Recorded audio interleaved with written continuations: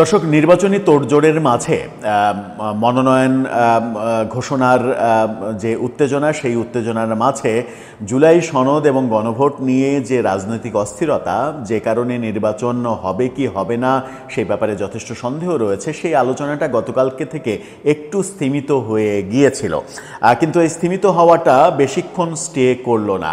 আজকেই বিএনপি নেতা এই সরকারকে দুর্বল সরকার এবং এই সরকারকে দুইটি দলের বায়াস্ড সরকার হিসেবে মন্তব্য যখন করেন, তখন বোঝাই যায় যে সরকারের সঙ্গে রাজনৈতিক দলগুলোর বিভেদ চরমে উঠেছে এবং এই বিভেদের কারণে যেটা হতে পারে সেটা হচ্ছে যে অনেক ঘটনাই ঘটতে পারে। নির্বাচন পিছিয়ে যাওয়ার ঘটনা, সরকার পরিবর্তনের ঘটনা, নতুন করে তত্ত্বাবধায়ক সরকার গঠনের ঘটনা, ওই 2007 সালের পুরনো যে 111-এর সরকার, সেরকম একটা পরিস্থিতি তৈরি হওয়া, অনেক কিছুই হতে পারে। 2007-এর 111 আসার প্রেক্ষাপটেও আমরা দেখেছি নির্বাচনের মাত্র কিছুদিন আগে নির্বাচন স্থগিত হয়ে গেল, 111 সরকার আসলো, তারপরে নির্বাচন হলো কিন্তু 2008-এর একেবারে ডিসেম্বরে গিয়ে। সুতরাং অনেক কিছু হওয়ার স্কোপ রয়েছে। বিএনপি নেতারা যখন ভাবছেন যে এই সরকার দুর্বল সরকার এবং এই সরকারের শক্তি যোগাচ্ছে দুইটি রাজনৈতিক দল, তখন স্পষ্ট করেই সরকারের নিরপেক্ষতা নিয়ে প্রশ্ন আসে।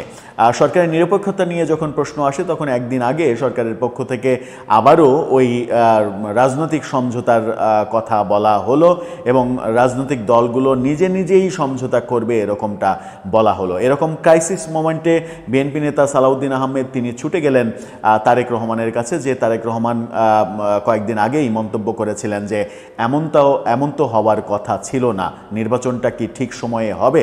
এরকম হতাশার সুর যখন তারেক রহমানের কণ্ঠেও শোনা গেছে, তখন বুঝতে হবে যে ডাল মে কুছ কালা হ্যায়। কি বললেন মির্জা আব্বাস, কি ভাষায় সরকারের প্রতি সরকারের সমালোচনা করার চেষ্টা করলেন? সরকার কি সত্যি দুটো দলের কথা মতো চলছে?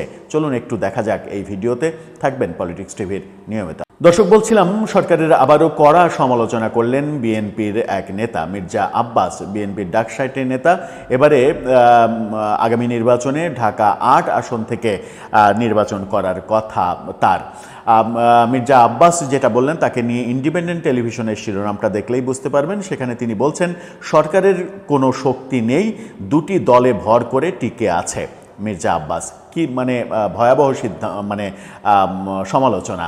তিনি বলছেন সরকারের কোনো শক্তি নেই, দুটি দলের উপরে ভর করে টিকে আছে। তার মানে কি, সরকারকে কোনো ধরনের সমর্থন বিএনপি দিচ্ছে না, সেটাই কি তিনি বলতে চাইলেন? দুটি দল বলতে তিনি নিশ্চিত করে জামাত এবং এনসিপিকে মিন করছেন।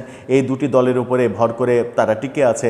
এনসিপি নিবন্ধন পেল আজকে মাত্র, তার আগে পর্যন্ত নিবন্ধিত দলই ছিল না। তাদের এমন কি শক্তি যে তারা সরকারকে টিকিয়ে রাখছে, বিএনপির বিরোধিতা সত্ত্বেও বিএনপির কাঁধের উপরে ভর না করেই সরকার টিকে থাকছে?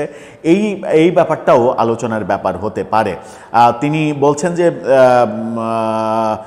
বর্তমান অন্তর্বর্তী সরকার দুটি দলের উপরে ভর করে টিকে আছে।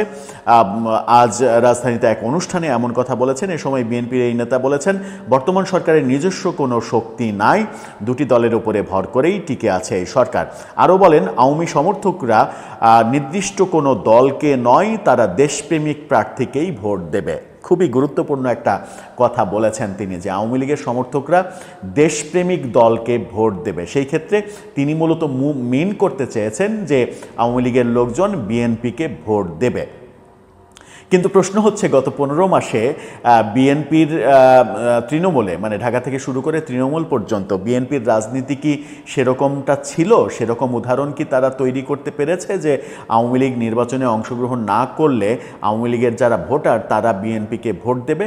উত্তর হচ্ছে, সেরকম কোনো উদাহরণ বিএনপি তৈরি করতে পারেনি। বরং দমন পীড়ন, চাঁদাবাজির অভিযোগ, তারপরে হচ্ছে মামলাবাজির অভিযোগ, মামলা নিয়ে ব্যবসা, এই অভিযোগগুলো বারবার বিএনপির দিকে সব থেকে বেশি এসেছে। বিএনপির দিকে যখন এই অভিযোগ এসেছে, এনসিপির দিকেও গেছে, বৈষম্য বিরোধী ছাত্র আন্দোলনের দিকে গেছে, সমন্বয়ক পরিচয়ের দিকে গিয়েছে, কিন্তু সেই অর্থে জামাতের দিকে কিন্তু সেই অভিযোগটা খুবই কম গিয়েছে। কিন্তু মির্জা আব্বাস যখন বলছেন যে দেশপ্রেমিক দলকেই আওয়ামী লীগের ভোটাররা ভোট দেবে, তখন ব্যাপারটা দাঁড়ায় যে বিএনপিকেই ভোট দেবে, তারা জামাতকে ভোট দেবে না। জামাত যেহেতু তার ভাষায় যেহেতু দেশপ্রেমিক দল নয়। কিন্তু ভোটের মাঠে যদি আমরা উল্টো চিত্র দেখি তাহলে কি আমরা খুব একটা অবাক হব? যখন গত 15 মাসে বিএনপির নেতা কর্মীদের বিভিন্ন নিপীড়ন নির্যাতনের শিকার হয়েছে আওয়ামী লীগের নেতাকর্মীরা, তখন তাদের যারা আত্মীয় স্বজন যারা এখনও এলাকায় টিকে আছেন, যারা সমর্থক আওয়ামী লীগের, তারা তো এই দৃশ্যগুলো দেখেছেন। তারা যখন এই দৃশ্যগুলো দেখেছেন, তারা কি এই নির্যাতন যারা করেছে তাদেরকেই ভোট দিতে উৎসাহিত হবে? আমার মনে হয় যে হয় বিএনপির বিপক্ষে গিয়ে রাগে দুঃখে তারা ভোট দিয়ে দেবে, অথবা তারা ভোট কেন্দ্রেই যাবে না। এরকম পরিবেশ তৈরি হতে পারে। যে কথাটা আমরা আমাদের প্ল্যাটফর্ম থেকে বারবার বলার চেষ্টা করেছি যে ডে ওয়ান থেকে জামাত ইসলাম ভোটের রাজনীতি করেছে, কিন্তু ডে ওয়ান থেকে মানে সরকার পতনের গত বছর সরকার পতনের পর থেকে ডে ওয়ান থেকে বিএনপি কিন্তু ভোটের রাজনীতি করেনি।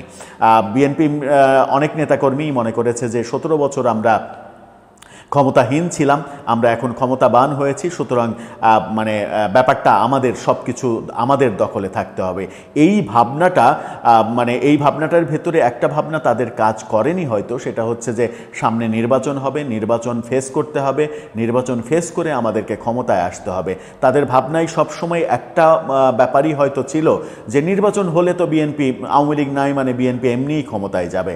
কিন্তু জামাত যে কৌশলের রাজনীতি করেছে সেই কৌশলের রাজনীতির কাছে বিএনপি অনেকখানি পিছিয়ে পড়েছে। হ্যাঁ, বিএনপির জনপ্রিয়তা জামাতের চাইতে অনেক বেশি, কিন্তু আওয়ামী লীগের ভোটাররা জাতীয় পার্টিও যদি নির্বাচন না করে, জাতীয় পার্টির ভোটাররা 14 দল যদি নির্বাচন না করে, 14 দলের ভোটাররা যদি জামাতের উপরে ভর করে যে বসে পড়ে, তাহলে কি হবে?